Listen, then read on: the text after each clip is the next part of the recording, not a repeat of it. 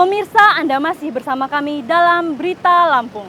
Bagi Anda yang baru bergabung, inilah Berita Lampung Pilihan hari ini. Ya, takkan ya, ini Pak ya, anak agak TKP polisi. Dua pria di Selagai Lingga berkelahi, satu tewas dan satu ditangkap polisi.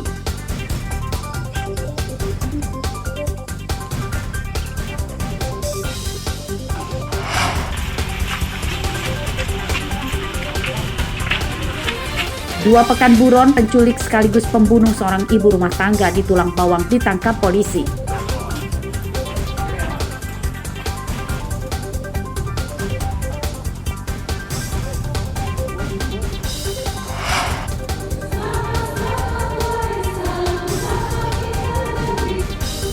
Pelaksanaan ibadah Hari Raya Waisak di Bandar Lampung berlangsung hikmat.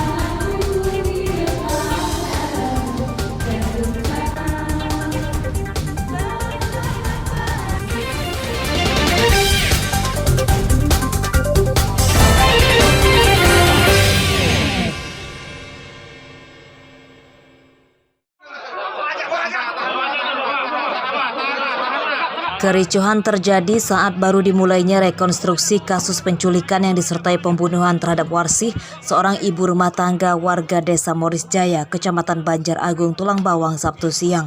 Dua orang ditangkap polisi karena berusaha menyerang Mei Subki, tersangka yang baru tiba di rumah korban.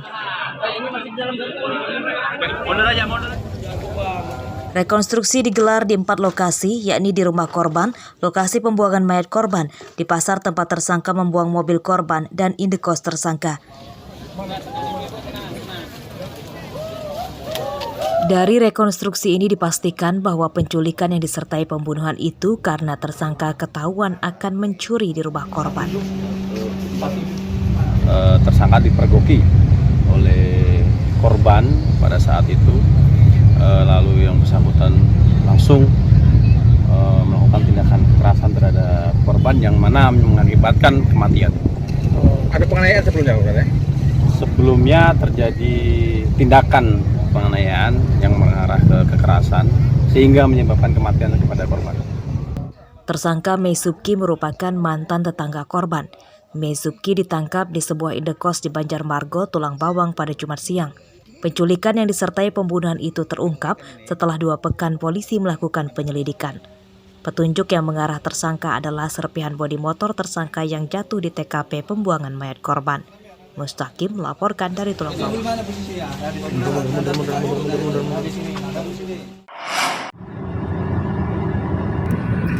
Jumlah asisten rumah tangga yang diduga jadi korban penganiayaan majikannya berinisial SH dan SA warga Jalan Pulau Legundi, Kecamatan Sukarame, Bandar Lampung bertambah dari 2 orang jadi 3 orang.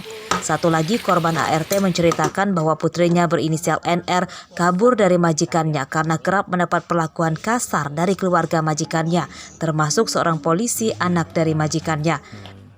Ibunya lah ya. Saat ditemui di rumahnya di Kecamatan Bulog, Tanggamu, Sabtu siang, orang tua NR mengatakan bahwa gaji putrinya selama 6 bulan belum dibayar oleh majikannya. NR akhirnya kabur dan pulang kampung. Pernyataan keluarga ART yang diduga jadi korban penganiayaan mencuat setelah tersangka SH dan SA ditangkap. Namun hingga Minggu siang kemarin, NR belum melapor ke polisi atas dugaan penganiayaan terhadap dirinya karena takut pada anak majikannya yang polisi. Kini ia memilih bekerja di tempat majikan yang lain di Sumatera Selatan. Waktu nendang itu ngancamnya seperti apa, Bu? Ya, kamu itu ngelawan. Kalau kamu ngelawan lagi nanti saya tendang lagi kamu gitu. Ancamannya? Iya. Padahal anak saya nggak ngelawan, nggak diem. Ditendang apanya, Bu? Hah? Ditendang bagian apa ya? Ininya nih. Bagian pinggangnya? Iya. Bagian pinggang. Sambil ngancam-ngancam Iya. gitu ya? Terus apa aja yang dialami oleh anak ibu di sana waktu kerja? Ya itu dijambak, ditampar, ditendang, katanya gitu ceritanya. Cerita ke ibu. Iya. Ya dijanjiin katanya gajinya 1 bulan 2 juta ngurus anak.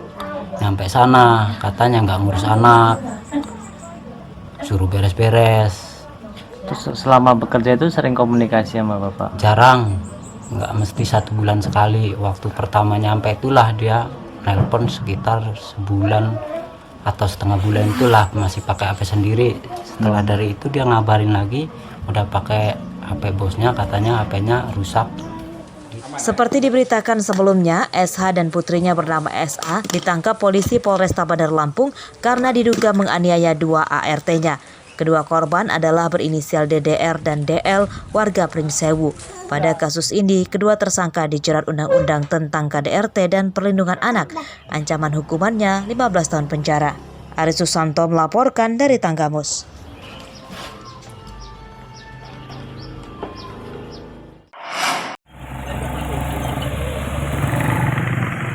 Sebuah truk box tak bertuan ditemukan terparkir di pinggir jalan Sumatera Lintas Tengah, Belambangan Pagar, Lampung Utara, Minggu siang. Pemilik maupun pengemudi truk bernomor polisi B9912EXP tidak ada.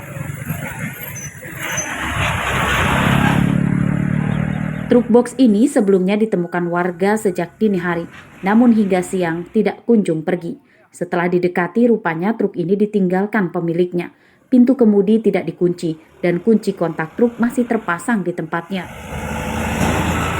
Pada aspal sekitar lokasi ditemukan bekas goresan ban truk yang direm mendadak.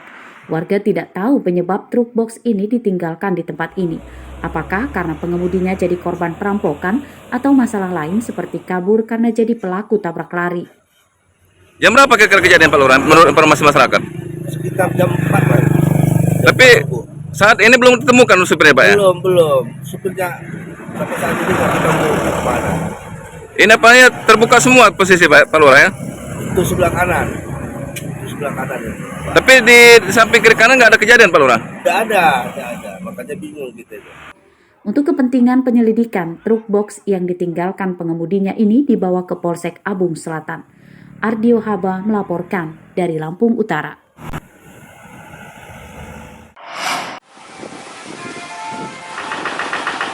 Untuk mengatasi kelangkaan kedelai yang dikeluhkan banyak produsen tahu dan tempe, pemerintah kini mulai menggiatkan petani menanam kedelai.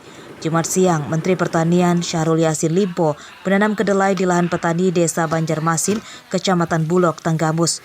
Kedatangan Menteri Pertanian didampingi Menteri Perdagangan Zulkifli Hasan dan Gubernur Lampung Arinal Junaidi. Sejauh ini kebutuhan kedelai di Indonesia masih mengandalkan impor. Ini yang menyebabkan harga kedelai di tanah air terus melambung. Dan selama ini kita sangat tergantung karena perintah IMF dulu mengimpor semua dari luar negeri, khususnya dari Amerika. Hari ini adalah bagian dari tekad Pak Gubernur dengan kita semua bahwa ini harus kita secara bertahap bersama Pak Mendak untuk menggairahkan kembali masalah kedelai ini. Karena kedelai adalah kebutuhan kita. Kenapa diambil kedelai dari luar selama ini? Karena kedelai di luar lebih murah. Itu intinya. Pemerintah daerah berjanji akan mendukung program pemerintah pusat itu dan akan menjadikan Lampung sebagai daerah lumbung kedelai.